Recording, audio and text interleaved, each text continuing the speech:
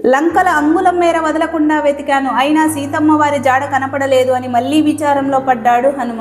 అప్రరిత వీరులైన వానర సైన్యం శ్రమ వృధా అవుతుందా?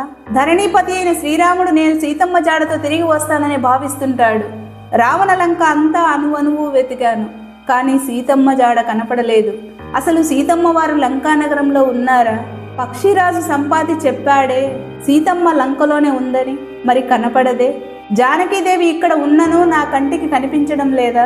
అయినను ధర్మాన్ని భక్తిని ఉచ్ఛ్వాస నిశ్వాసలుగా బ్రతికే నాకు నా తల్లి కనిపించకపోవడం ఏమిటి?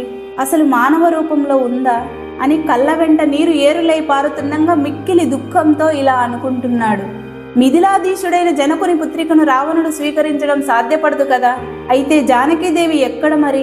రామబాణం గుర్తొచ్చి చావు తప్పదని రావణుడు మార్గమధ్యలోనే సాగరంలో వదిలేశాడా?